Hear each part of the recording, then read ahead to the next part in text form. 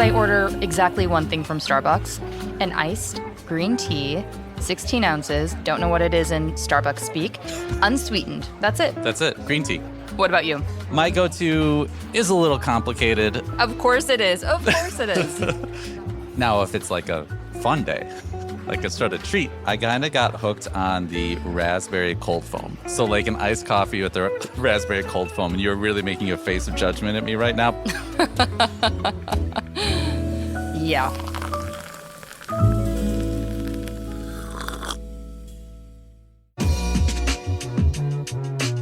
This is By Design from the Fast Company Podcast Network. I'm Liz Stinson. And I'm Mark Wilson. Our guest today is the man who's changing how you get your morning coffee. That's right. We'll share my conversation with Starbucks CEO Brian Niccol in his first public interview since taking the job a year ago. But first, the news.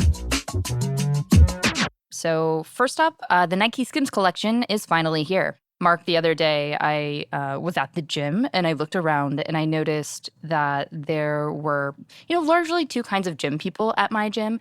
There were those like myself who were wearing, I hate to admit it, matching Lululemon pants and tops. and then there was this other camp who had on, like cool Calvin Klein bras and vintage cutoff shirts. And it really drove home this idea that we are in an interesting moment when it comes to athleisure, where I think the taste is changing a little bit. And our first news item is a really great example of this, and I'm talking about the launch of Nike Skims. People have been waiting for this collab for a really long time. The partnership was announced this past February, and they were aiming to get the collection out last spring, but it was delayed due to production issues. But it's here now, and people are excited. And as our resident fashion host, that's what I'm calling you now, Mark. I'm curious for your reaction. Fashion host, Nike aficionado, for sure. I would say that for the most part, my initial reaction when I just loaded up the lookbook was, okay, this is definitely Skims, right? You have a lot of the colorways, you have a lot of those sort of cuts. So a lot of it was just Nike Skims, as you might expect. What really pleasantly surprised me was probably not actually just the main line, but a few individual garments. There was this oversized track jacket that felt like you could, go for a jog and then use your member pass at the MoMA really fast and it'd be fine. There were these really oversized, almost patent leather looking pants, very Y2K kind of Matrix styling. But there's only a little bit of that. And so I'm really curious when we look at the next season release and after that, how much they're going to lead into that fashion expression versus that sort of core workout gear. But what did you think? Is this going to replace Lululemon? I'm not sure that I'm a Nike Skims type of girl, unfortunately. What is it about it? Well, it does have a flavor of shapewear. It does feel a little bit Lululemon, but cooler, and I just don't think it's the vibe of my gym. I'm just reading the room. It's not really something that I think makes a lot of sense for where I live. If I lived in Tribeca, maybe, I don't know. I was going to say, I walked around Manhattan on a beautiful day after our Innovation Fest, and everybody's out working out, and this is very much of that really clean sort of body advertising aesthetic of that microculture. Yeah, but what I liked about at least the marketing materials is that they showed women exercising. And that's really cool, right? They had all of these famous athletes in their campaign. Serena Williams, they had college athletes wearing these things. And I think what they're trying to communicate is this is fashion, but it's also something that you're intending to wear to actually exercise. I don't know what that's actually going to look like in reality, where these people are going to be wearing a pair of pants that also has a belt clip on it. That just doesn't really read cycling class to me, but I might be wrong about that. There's a bit of a technical wear flair, right, that Yes. Skims got with Nike. It's almost like part of the Nike ACG line or something like that was infused with it. And I like that little bit of edge on it. I think it is a nice counterpoint to Lululemon. I don't know that it's actually as functional necessarily as it is in some of the elite technical wear out there, but I'm curious. Well, I think what we're seeing here is what any fashion brand is trying to do. This is their chance to say, this is our perspective. This is who we are.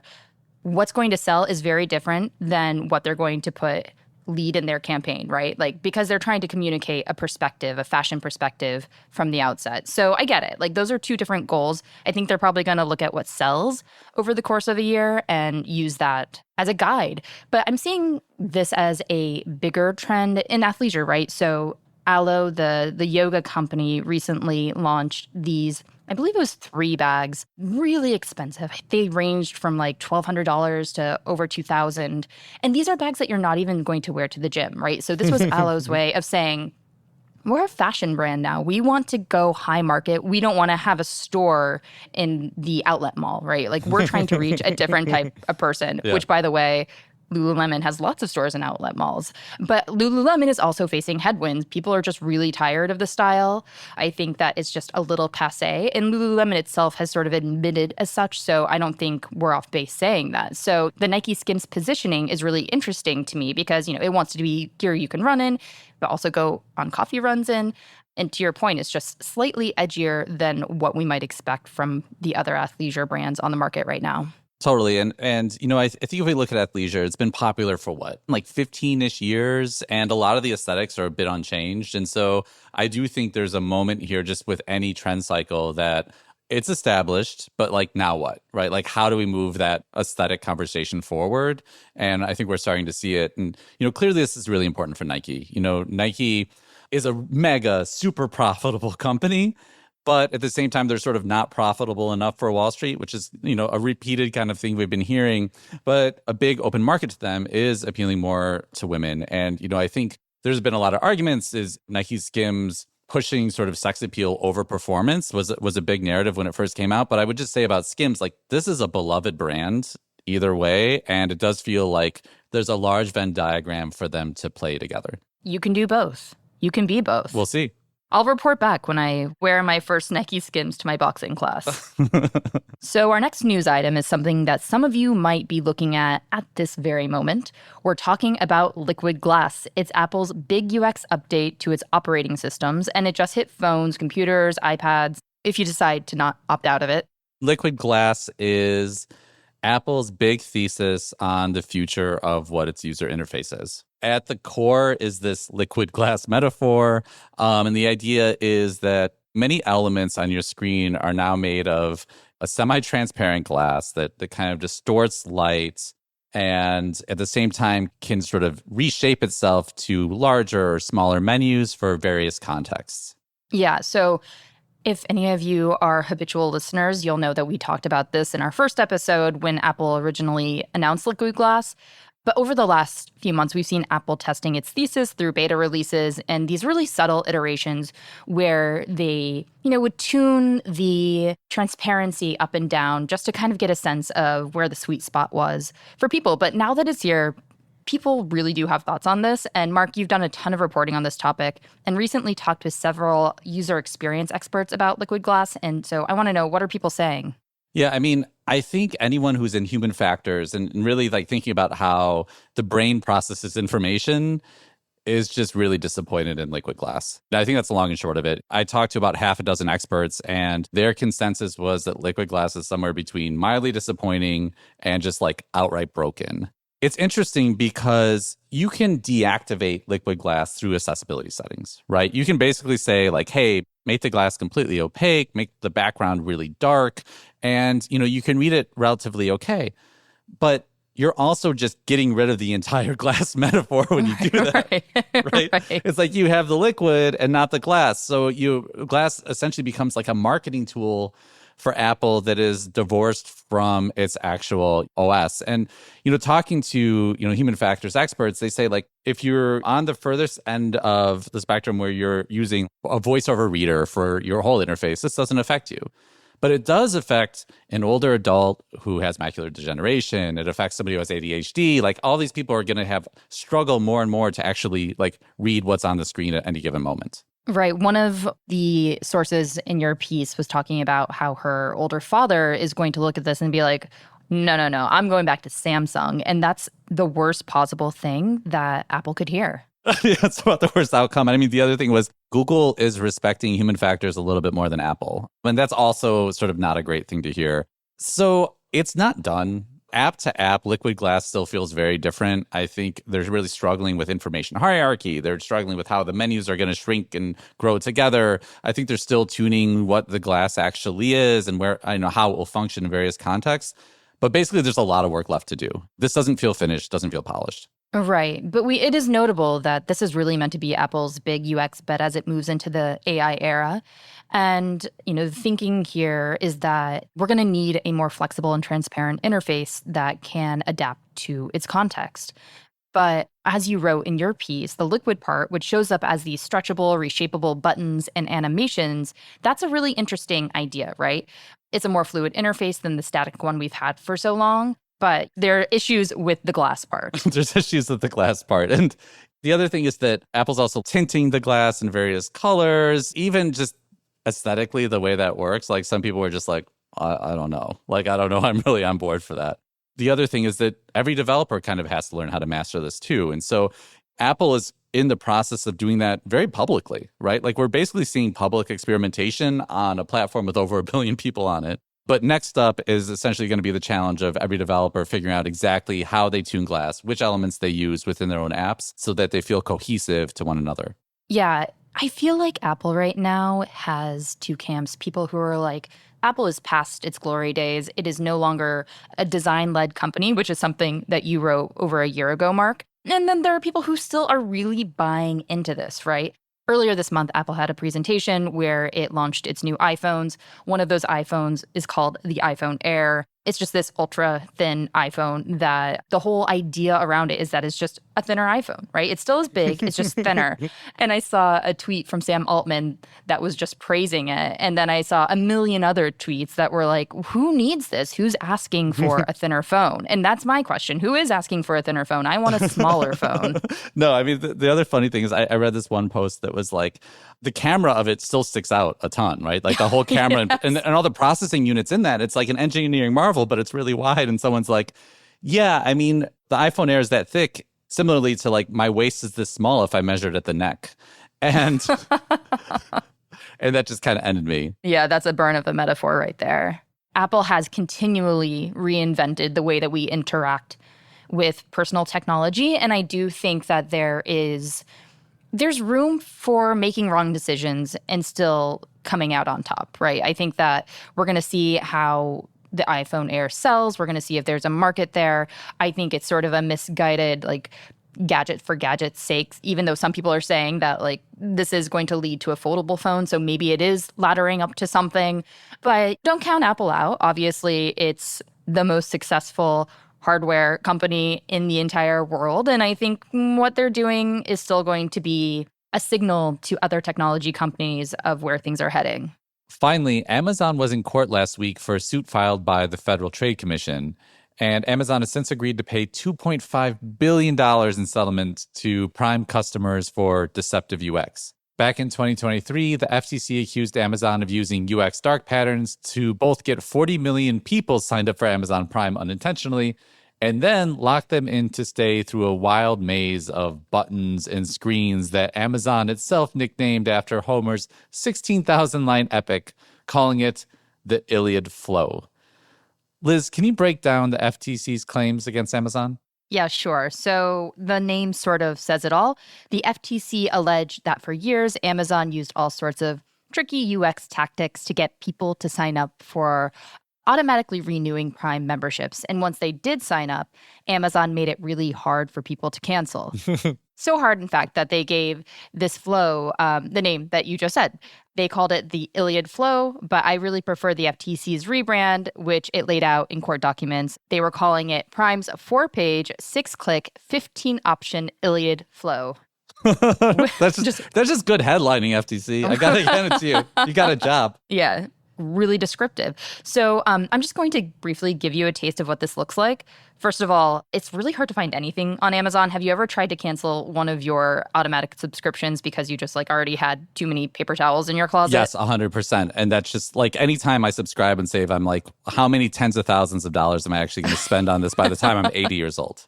Right? Exactly. Well, anyway, canceling Prime is even harder than that.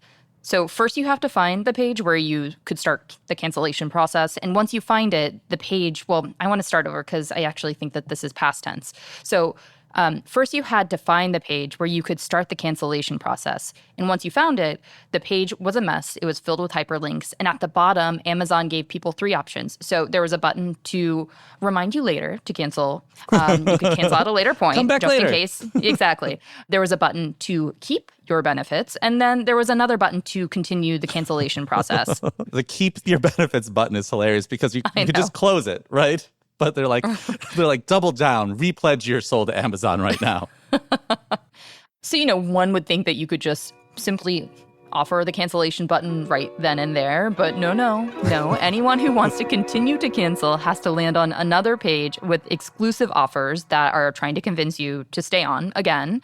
And then the exact same button options. So if you click continue to cancel again, then you get to the last step of this extremely winding journey. It's a page with five buttons, the last of which lets you choose end now. Just like a stark end now. So interesting and probably unsurprisingly, this worked for a while. The FTC said that in 2017, this flow led to a 17% drop in Prime membership cancellations. Oh my gosh, that's such a large figure for anything in UX, right? That was a home run of evilness. So it was really working for Amazon, obviously, until it didn't, because now Amazon is paying a lot of money. But what I think is really interesting here is that I was reading this in the Times that you could get up to $51 if you qualify for the settlement, which doesn't even cover. That's not even a year of Prime. Exactly. It's not even half of a year of Prime. I mean, that's the thing. So the settlement is $2.5 billion, right? I think Amazon in revenue makes about $40 billion in Prime subscriptions every year, give or take a few billion. Give or take a few billion. I think it was closer to 44 billion in 2024. Right. So 44 billion in 2024. So on one hand, this is one of those absolutely massive settlements. And then on the other hand, it really doesn't kind of affect or move the needle of anything in a significant way.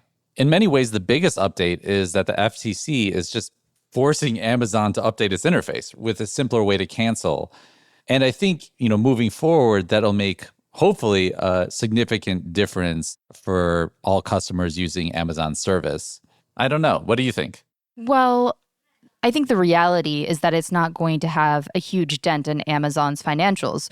What it is potentially going to do is be a slap on the wrist for other bad actors in this space. It's a precedent. Exactly. It's a precedent. It's a big precedent. And I think we're yet to see how other businesses are going to heed this decision. Are they going to rethink the way that they design their own flows? That's a big outstanding question. We'll see how much this has a ripple effect, but I'm hoping that this is really going to benefit consumers. I think it's probably, to your point, a really good thing that all of those legal teams inside companies looking at mitigating risk across a product will start hopefully auditing some of these systems, right? Like auditing some of this dark UX out of these workflows. Well, this is just generally the way companies do business right now. These tricks work as a way to boost the bottom line. And so a lot of companies have sort of followed suit. Will they continue to do so? I don't know. If nothing else, we need a check and balance system with some of these UX practices. And this seems like some small step to getting there. All right, that's the news for this week. We'll be back with Starbucks CEO Brian Niccol.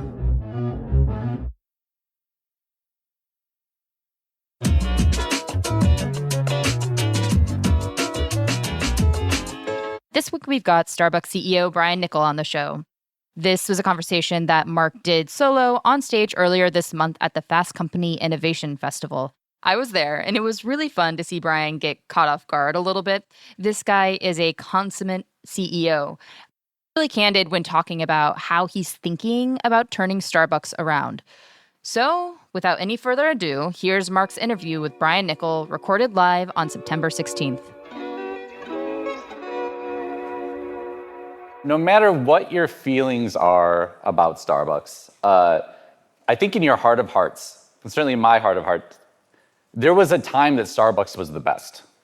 And I don't know that we're going to agree on what that year was, but whatever it was, Brian wants to bring you back to it, right? And I think that's really the core of his back to Starbucks plan, his back to Starbucks strategy. Since taking over the position last year, he is leading a design-led turnaround for Starbucks, reskinning stores, bringing back seats, rethinking sort of back of house service. But I do have one little confession, which was when Brian and I met for this the story. You see the cover story; it's floating around here. I said, Brian, I'll admit, when you took the position, I wasn't sure you were the guy for the job. Which is always the best way to start a chat, right? Yeah, sure. But that's because his bona fides were really the top guy in the restaurant industry, right? He came from Taco Bell, where he taught us all to live Moss, right? He launched an app there. He turned that company around. He went to Chipotle, which is a very different company. And this is Chipotle is very analog driven, and he installed screens, a line for making burritos, and brought them new efficiency, brought them an app, upgraded their app significantly, and turned Chipotle around. And what I said was, Brian, well, here's the thing. Starbucks has the best app already. Yeah, right. Right? And I think what we really got into quickly was that Starbucks, to have a design turnaround, really need to rethink the entire infrastructure. Yeah, that's right. And first of all, great to be here with everybody. Good to be with you again. Look, the Starbucks strategy of back to Starbucks is all about ultimately getting to the place of being the best of Starbucks again. And if you think about what makes, I think, Starbucks special is how you feel when you're in a Starbucks. When it's truly a community coffee house, it truly is the third place. I think it is our point of difference, and it's why people fell in love with Starbucks. It's why I fell in love with Starbucks, 20 years ago. When we had the first Starbucks come to the little town I was in just outside of Cincinnati. And, I think there's no reason why we can't have that today. I actually think people want it more than ever. I know digital and AI and the ability to connect and get bits of information in all forms or fashion are faster and easier than ever before. But I think nothing beats the good old fashioned sit down with a friend, sit down with a family member, sit down for a job interview, face to face, over a cup of coffee. It never can be replaced. And so I think when we do it right, there's nobody better. And I firmly believe the best days of Starbucks are still in front of us.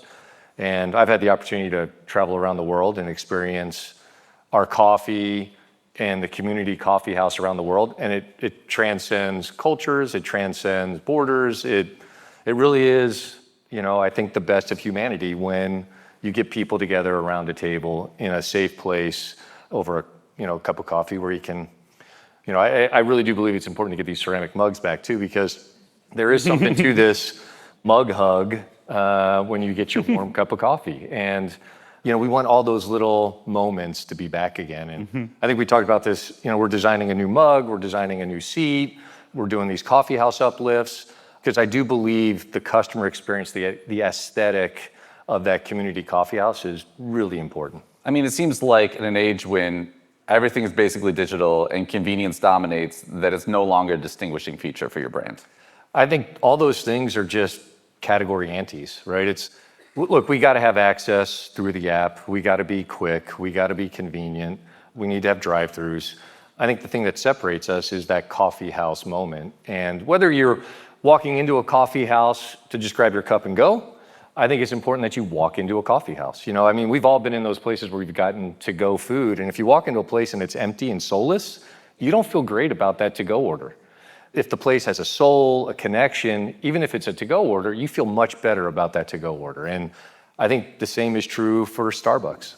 I mean, that's part of the business argument here, right? Absolutely. That basically upgrading the physical space will actually increase digital orders and sort of other things along those lines. Absolutely. And look, the other thing too is there was a lot of feedback from our partners on what it took to run the Starbucks. Because now you have 3 key access points, right? You got the drive-through, mobile order pickup, and now you have the cafe or the counter experience for the cafe.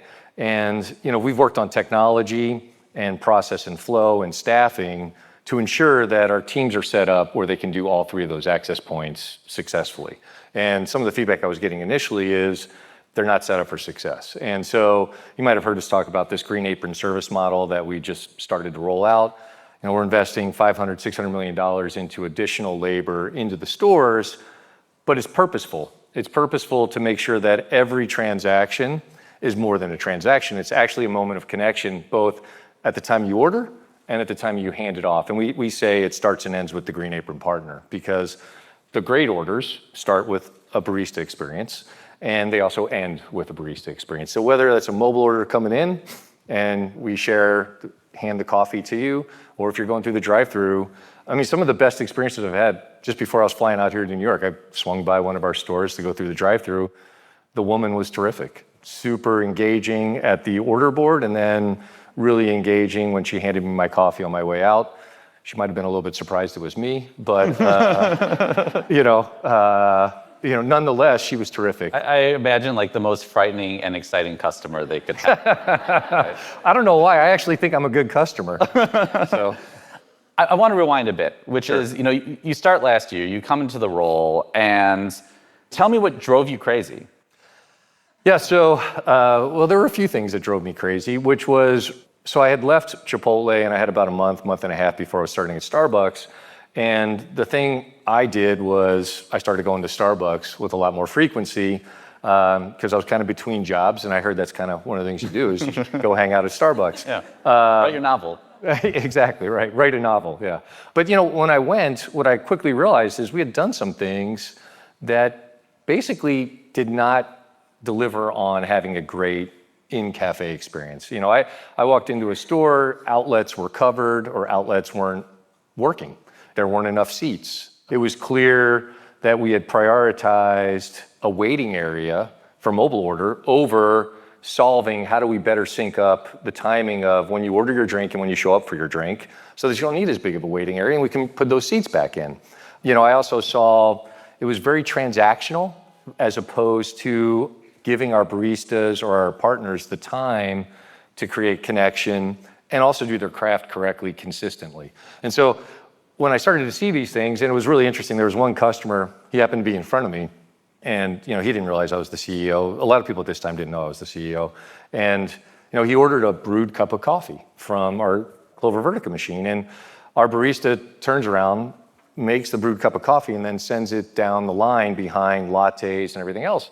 And the gentleman's literally getting anxious. You can tell he just wants his cup of coffee. Like right now, just hand it back to me. He's good to go. And instead, we were sending it down the line. And, so I just asked him, I was like, hey, does this happen to you all the time? He's like, all the time. Yeah. He goes, and what would be really helpful? He's like, I can put my own milk in my coffee.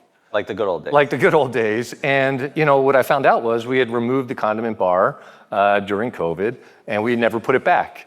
And we had also changed the process of brewed coffee to go down the line as opposed to just hand it back to you at POS and allow you. It went down the line because the barista was the one to pour in the oat milk or That's right. whatever milk. Sugars. Yeah. And inevitably, people are very, your coffee is very personal. So to tell somebody how much milk to put in or how much sugar to put in, it's very hard to get it correct when the person doesn't see what's going on. So we also had a scenario where we're redoing these coffees a lot.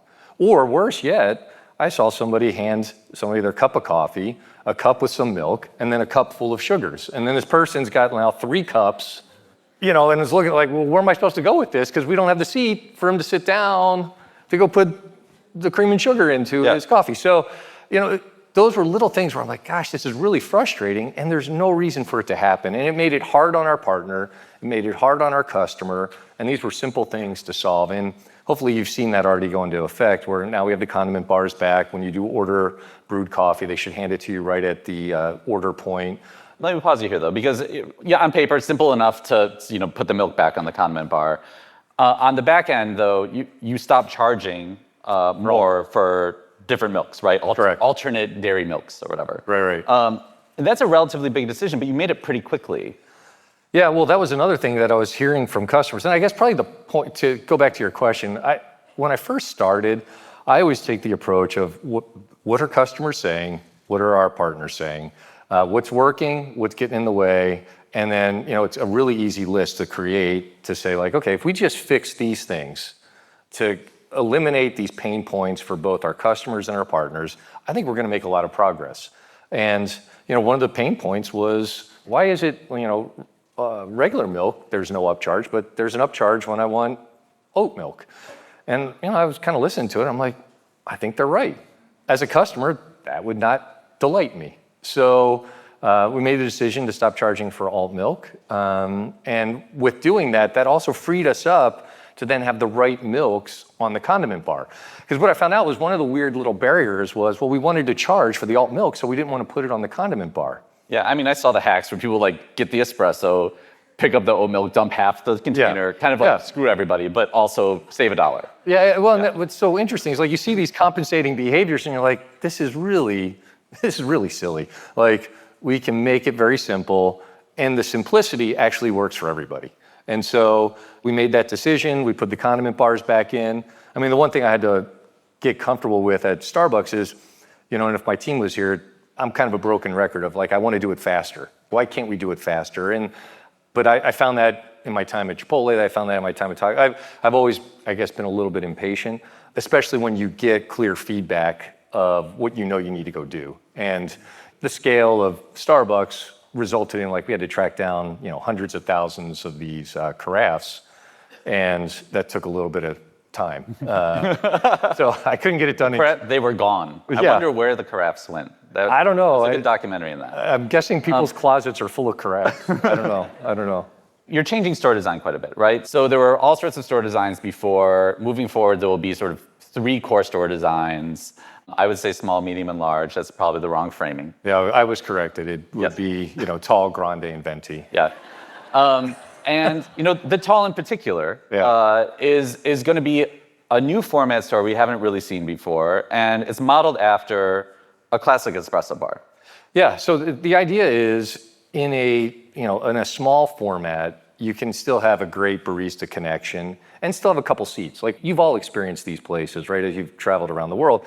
The traditional espresso bar is actually, though, just a walk up to the bar, get a shot of espresso, maybe have a few words, and out you go. I do believe we still need to have some atmosphere where if you want to sit down and have your drink, you can still have a seat. So there'll be small formats, primarily driven towards the idea of like, hey, I want to get my coffee, maybe just have a minute or two with the barista and then move on, or a minute or two with others that are in the store, but also provide, you know, 6 to 8 seats where if you want to sit down, you can sit down. And then obviously when you go to the medium or the grande size store, you're going to have probably 30 seats. And then, you know, as it gets bigger, you can get to 50, 60 seats, and in some cases even bigger. Like you might have seen, there was getting some news. We just opened a flagship store in Spain at the Bernabeu in Madrid. And that is like the 3rd place on steroids. I mean, you have a complete view of the pitch for the Real Madrid soccer team. It's amazing. Yeah. It really is amazing. I think Fast Company says the most beautiful Starbucks in the world right now. Wasn't my article. I prefer the one in Chicago. That's in Chicago. You know what? The one in Chicago is beautiful too. And so the thing, my point is, it can be beautiful when they're big and multi-storied, or they can be beautiful and intimate when it's 800 square feet with 10 seats. We do not have to make a trade-off. But you keep saying seats, and you know you're adding 30,000 seats back. I think, you know what? I think it's going to be closer to hundreds of thousands of seats back in, because what's happened over time is, you know, some stores might have had initially 70 seats, and today they only have 30. We're going to put the seating density back in. So ideally, that store will go back. I don't know if we can get all the way back to 70, but you should be able to get back to maybe 60. So we're going to be putting back in hundreds of thousands of seats, and I think it's going to really accentuate the point of difference of Starbucks. I mean, it is true. Like, we've basically seen every major restaurant chain rip out seats over the last 5 years. I wrote an essay a few years ago called Death of a Place to Sit. And, you know, we've seen it basically everywhere. I mean, do you think this is going to lead the industry in sort of a resurgence of seating? Do you think people sort of draft off of Starbucks like they did Starbucks' rewards app years ago? Yeah, look, I hope so, because I do think the more people can actually connect face to face and kind of share those moments with each other. I hate to reference ads, but there was a great ad that Starbucks did a couple years ago where they literally went around the world in 24 hours and just showed people connecting over coffee. And it's powerful. And you know what? I think you're seeing it even with like the resurgence of casual dining.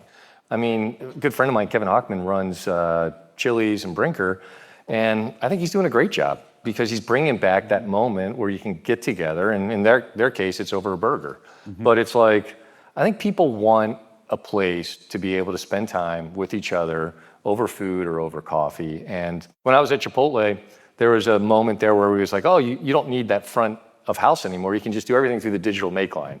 And at the time, I felt like I was a little bit out on the island, but I was like, I disagree. I think people like to come into the store, interact with, in that case, going down the line to get your customized experience. And the same thing's true at Starbucks.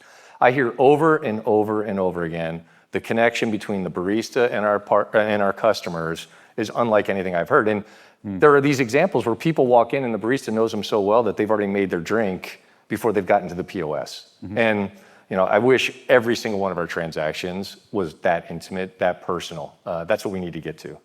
I mean, you bring up Chili's, which I think is a really interesting company. Applebee's is somewhat similar in this space where they are finding market share because they have these $13-ish meals that aren't really more expensive necessarily than McDonald's has gotten to, but offers a little more atmosphere, perhaps higher integrity ingredients, and you can go somewhere, right, and hang out. But I am wondering, a lot of this is taking a lot of investment. You're going to staff up. These store remodels cost about $150,000 a piece, right? Or sorry, uplifts. Remodels cost a little bit more. But are you worried with sort of a pinched middle class where we're seeing credit card debts rising? The economy's obviously shaky. We have global instability.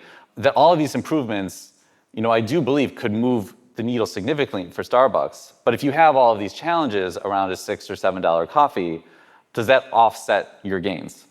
I don't think so. I think when you have a commitment to craft and quality like we do, and then you have a commitment to what I would call a great customer experience. Like, I would love for Starbucks to become the world's greatest customer service company. Like right now, when I ask people, name me a great customer service company, I usually get a blank stare, which I find fascinating because I'm like, well, geez, that tells me right off the bat, there's a huge opportunity to be the defining customer service company. And I think there is tremendous value in being a world-class customer service company combined with great craft, great quality food and drink. And I think when you look at putting those two things together for the price that we will have to charge for it, I think it'll turn out to be invaluable. Comes back to experience. Comes back to experience, yeah. And I think you might have even had it in the article. It's kind of interesting to have the simple idea of putting hospitality back into the hospitality industry. Yeah. It seems like... That was my line. It was your line, right? Now. Yeah. Well, I might use it again. But it really is, and look, one of the things I've tried to do coming into Starbucks is keep it very simple and straightforward on what we need to go do in order to get this company turned around.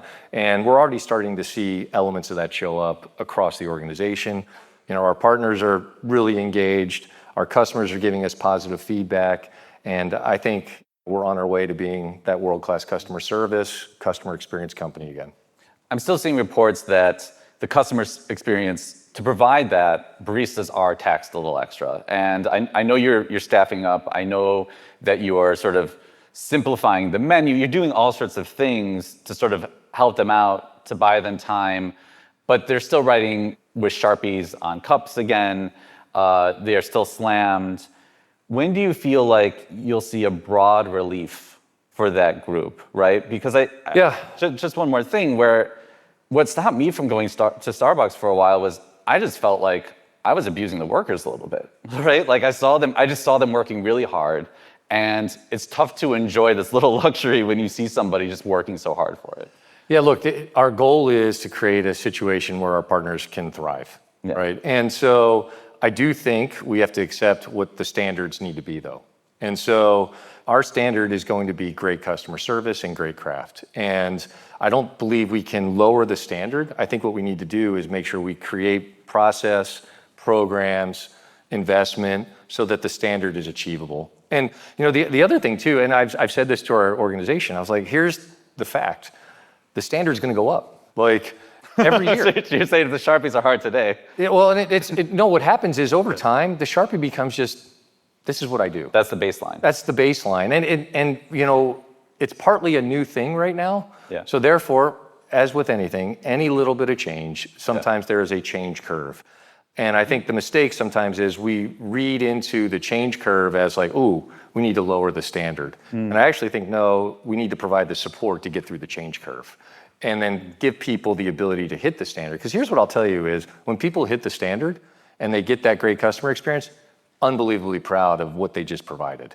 And so that's what You're we saying need to that get to. the feedback comes from the customer. Ultimately, the feedback will come from the customer. We as the corporation need to make sure we're setting our teams up for success so they have every right to hit the standard.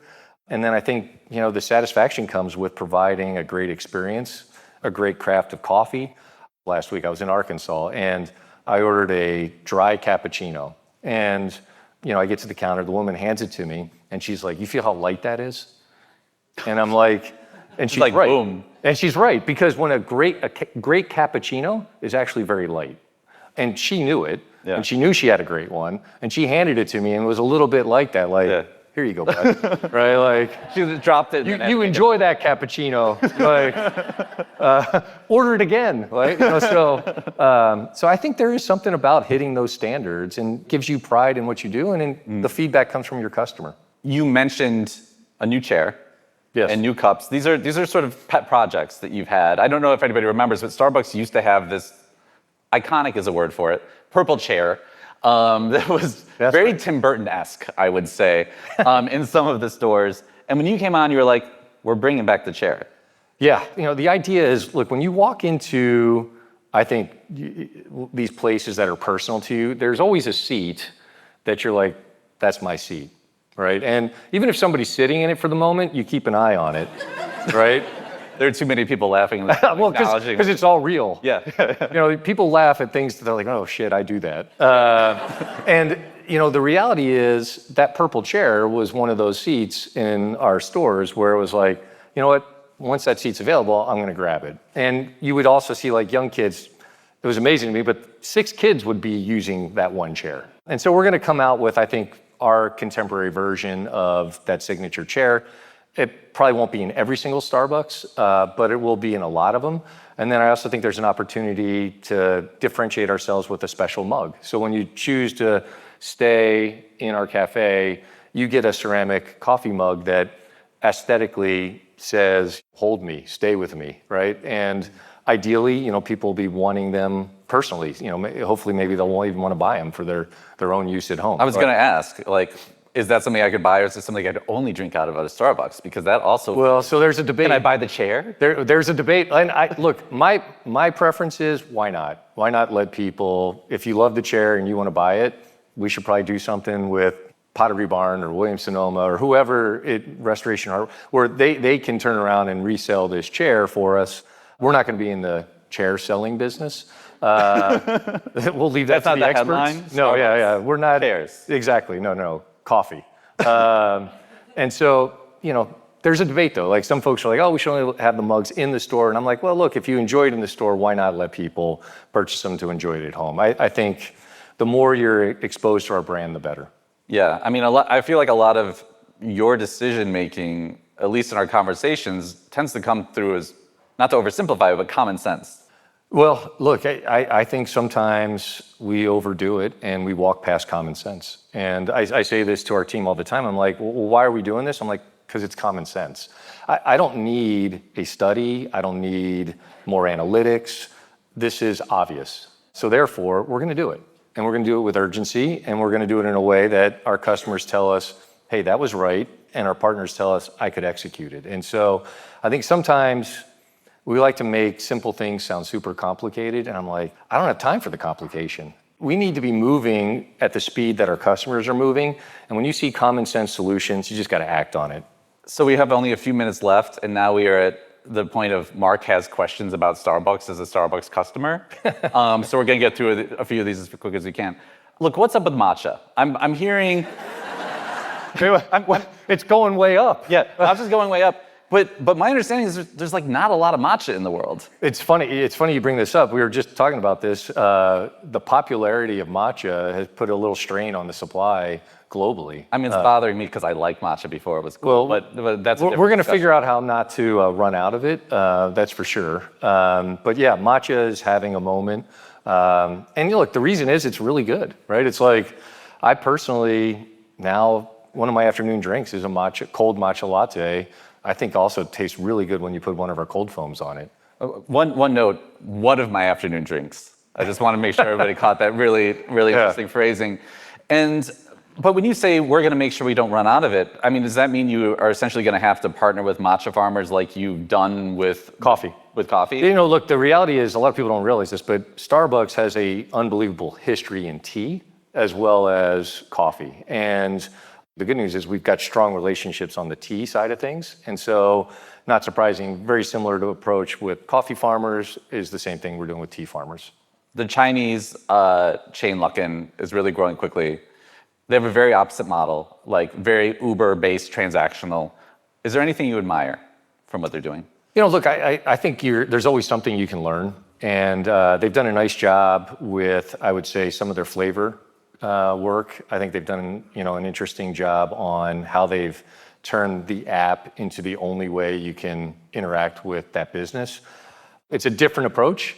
I don't think it's the right approach for us. It's definitely having an impact in China. But I will tell you, our Starbucks business, I think, is having a nice recovery in China as well by us getting back to making sure that we've got the right product innovation and also the right customer experience. And I think that's the one thing that they've probably done a nice job of is just a unbelievable pace of product innovation. And so I think it kind of sets the tone for like, hey, we cannot be complacent on flavors and drink combinations. And I will tell you, our China business, if you spend any time in China, you will see flavors and experiences that you just don't see in the United States. I had a latte when I was over in China. It was a rose dew latte. And literally what they were doing is they were steaming and seeping rose petals to get the fragrance into the syrup. Where are my rose petals, Brian? Well, next time. But that creativity is really exciting to like a dark chocolate latte. So I think product innovation is one of those things that I think your competitors always make you better. And that's a great example of, we've got a competitor that has been innovating at a torrid pace. We got to figure out how we can innovate correctly as well. All right, we're at time, but do you have a secret to share about any future menu items? Well, I will tell you, and this probably isn't all that secretive, but we are coming out with protein cold foam. Oh, come on, that's not a secret. In like just a couple. 15 grams of protein, you pour it on top, it's going to sell a lot. It's going to do really well. And the other thing I'll tell you too is we are going to be reimagining all of our baked items. I think there's a real opportunity for us to be much more artisanal, and I think it will complement our beverages. I do believe our food needs to match the craft of our coffee. And I think there's a real opportunity for us to elevate and be much more artisanal in what you experience out of our bake case. And then ultimately, even with our food, I mean, the reality is you can't get past people talking about protein. I keep thinking it's peaked, and I've been proven wrong.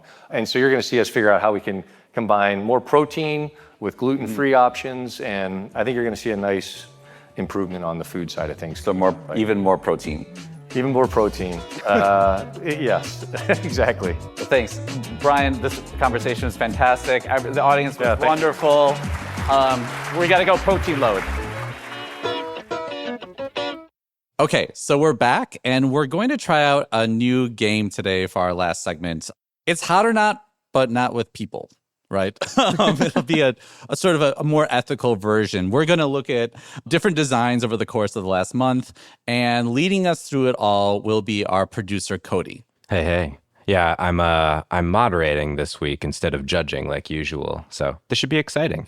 He's still looking at us with a lot of judgment. So true. First thing we're going to talk about, name brand Aldi. So the headline here is Aldi rebranded all of its private label, or I would call them generic products, and they look a lot better, I think. Leading the witness. But anyway, Aldi's putting its name on these products for the first time, and they're bright and colorful, and the design looks, dare I say, elevated. I'm pro this. I think it's part of a bigger trend that we've seen. I mean, Walmart upgraded its private label or generic brands.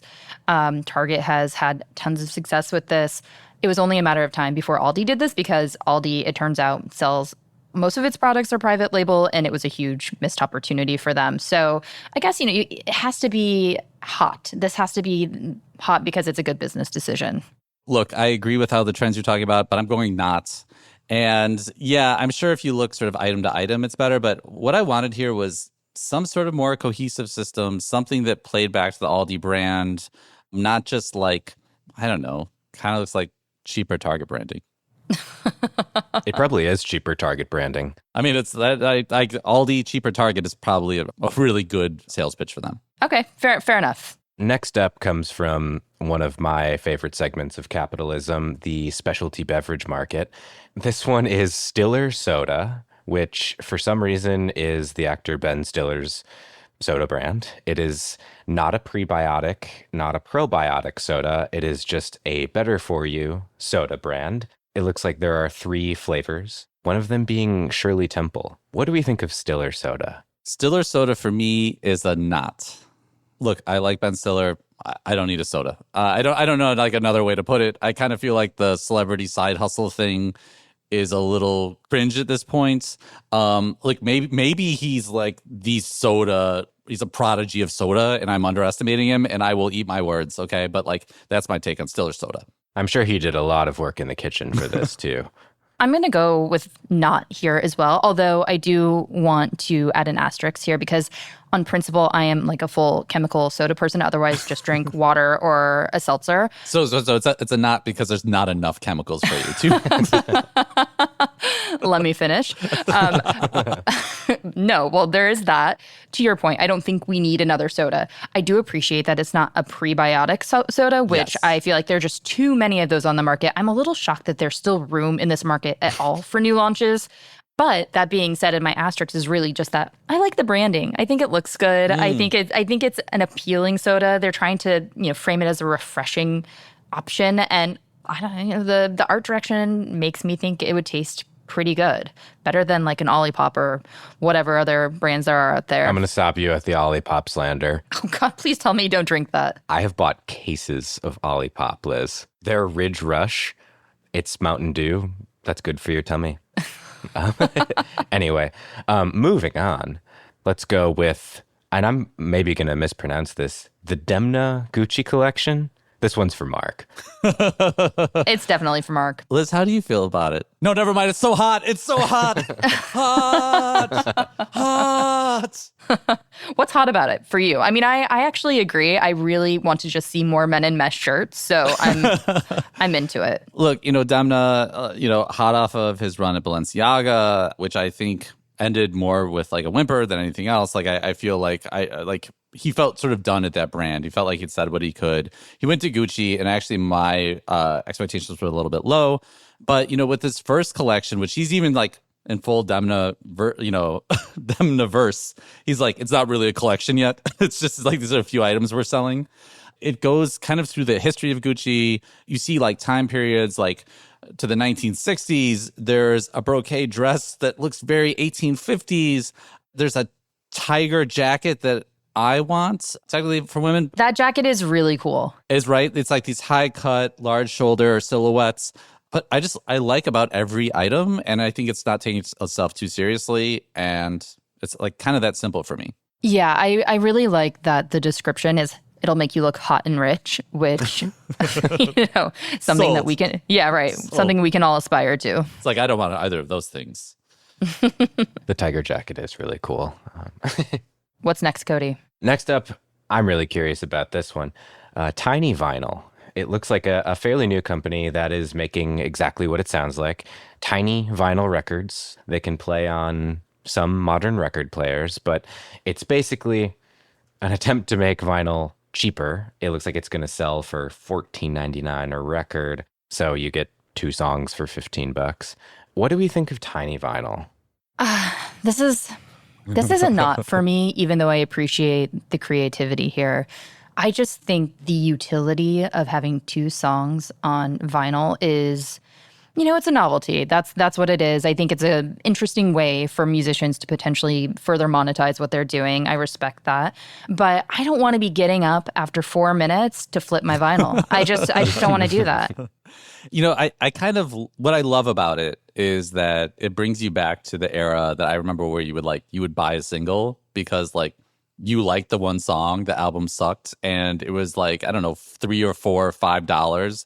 Not exactly a deal, but you got the jam.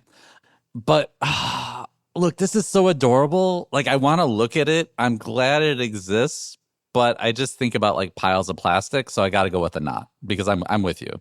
Yeah, I mean, the one thing I will say is that it is really cute, and they do It's it so up, cute. right? Like, it's like they have the sleeve, they have everything that a normal-sized record would have, but it's just really tiny. songs. It's just tiny vinyl. I think I'm with you. And before we move on, I am going to say tiny vinyl. This isn't new. Somebody just scaled it and sold it to Target. Anyway, next up, something that you wrote about, Mark, the Amex Mirror Card. Can you tell us about that first? Yeah, so it's a credit card, their new platinum card, limited edition that is a mirror. And I'm gonna say, hot if you're hot, not if you're not. I'm hot on this too, just simply because that's a little self congratulatory. You're like, yeah, I mean, looks pretty hot to me. no, but in all seriousness, I don't think Amex would ever frame it this way, but I think it's sort of, like a self-owning trick on the people who sign up for platinum. Because if you're going to pay almost $900 a year for a credit card, you should definitely have to look at yourself in the mirror. Oh, yeah. Look yourself in the mirror when you buy those shoes you just bought because you need some introspection. Yeah, but also it's a major flex to throw down that shiny card on a restaurant table. I get it. I'd like to do it. I just want to buy very, very inexpensive things with it. Like, oh, I think I have to use my platinum card for this tiny vinyl. Okay, next up, this one is for me. The greatest design in the history of sport has returned. My favorite team, the Minnesota Timberwolves, has brought back the iconic tree logo. They're going to have it on the jerseys. They're going to have it on the court. It is perhaps the best relic of design that died in the early 2000s. I'm leading the witness here. What do you guys think about the trees? Well, I would just say the greatest design in basketball is obviously the Bulls logo, which is timeless, unchanged since launch. So we won't get into that more. That just like facts. I can't fight that, actually. But look, no, this is fantastic. I'm so into it. I'm so 100% very hot.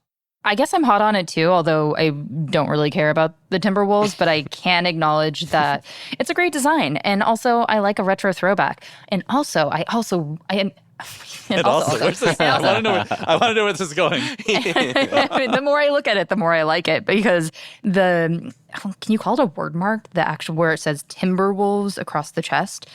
It looks like a metal logo. 100%. Yeah. Yeah, it looks like it's for Halloween, and that's really fun. I mean, it doesn't look like a throwback. If you took this, like I think a lot of people will just think it's contemporary, right? Totally. Because it does feel really fresh right now. If you had no idea of history, you'd be like, oh, they did a good job of that. Yeah. Yeah, great jersey. Awesome. My tree throwback jersey is sitting next to a bunch of metal shirts in my closet. So that's perfect. And you just connected something for me. Last item, Stephen Smith's first Crocs design. Yeah, Stephen Smith, basically the dad of the dad shoe. Also, one of the big minds behind Yeezy is now like leading innovation at Crocs, and he released his very first silhouette. And look, it looks kind of like a Yeezy Croc with two almost like pebble water patterns in it. And I'm gonna say hot. Oof, I'm gonna say not, because if I cannot describe what the shoe looks like, and I'm having a hard time describing what the shoe looks like, I just don't think it should be worn. I'm not a novelty shoe girl. Very practical. I mean, look, it has a very Yeezy-esque silhouette. I actually don't like in its original white and blue colorway a ton, which calls more attention to it. But in like straight black with the texturing, I'm here for it. But more so, I think like Crocs in general is doing some things with new silhouettes and pushing the boundaries a bit. And so as a symbol of that, like I'm really here for it. Like I want to see where Crocs is in like 1 and 2 years, and then I think we'll know. I don't know. We'll know how good that design team is. Yeah. No, I respect your opinion. I respectfully disagree with your opinion. That's all for today's episode. Our show is produced by Timberwolves superfan Cody Nelson, mix and sound design by Nicholas Torres, and our executive producer is Josh Christensen. Remember to subscribe, rate, and review wherever you get your podcasts, and we'll see you next month.